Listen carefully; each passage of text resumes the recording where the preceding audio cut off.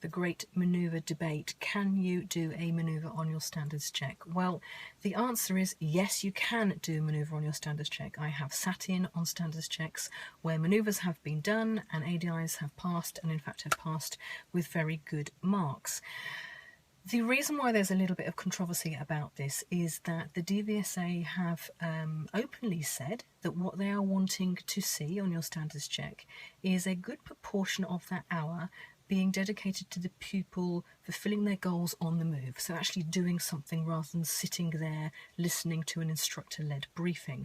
So if you look on the standards check form, so the SC1 that you're going to be marked against, within the subject boxes you can see it quite clearly says recap a manoeuvre. Now this is the DVSA's subtle way of saying revisiting a manoeuvre, so practicing skills that a pupil already has a little bit of knowledge, understanding or ability of, would be preferable to you sitting there doing a part 3 type of briefing. As you can imagine, you only have an hour to showcase your skills, and it's these boxes, it's the other 17 boxes that are the ones that you're wanting to concentrate on and that you're wanting to get those high marks in. And if you're sitting there with your colour file out, doing a good proportion of your lesson just where you are leading the lesson and talking a pupil through a very new manoeuvre or skill, you can understand you might struggle to fill some of those boxes.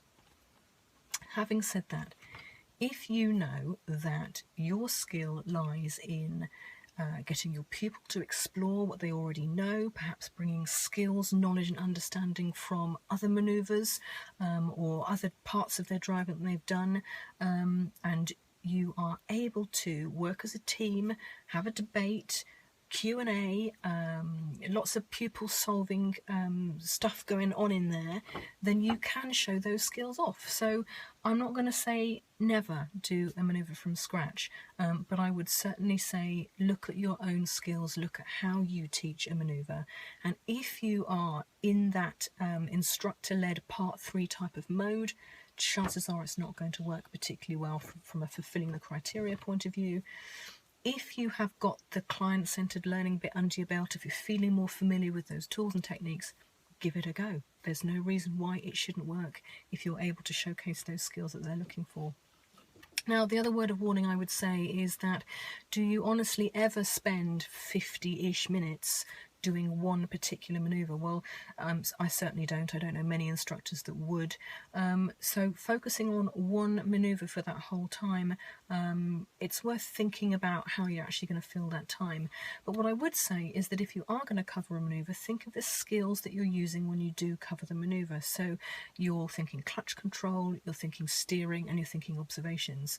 Now, there's no reason why practicing a few hill starts, doing figures of eights around car parks, whatever it is that your pupil is needing to practice the skills that will then be able to be led into the manoeuvre is perfectly acceptable. So you might find that if you start focusing on that, looking at the skills your pupil's wanting, that actually that whole 50-ish minutes that you're going to be actually focusing on that manoeuvre isn't spent just doing the manoeuvre, it's looking at the skills, and that's obviously very different.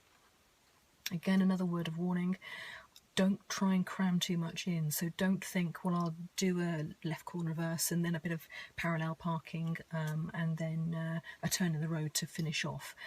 Again, focus on skills, focus on, rather than the subject itself, and don't try and cram that much in.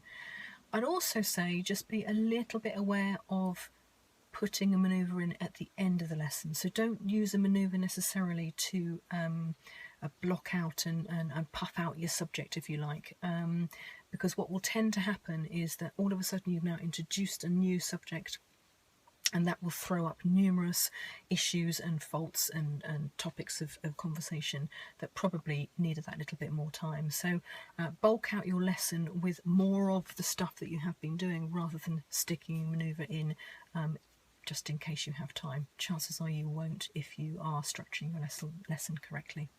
Hope that's useful.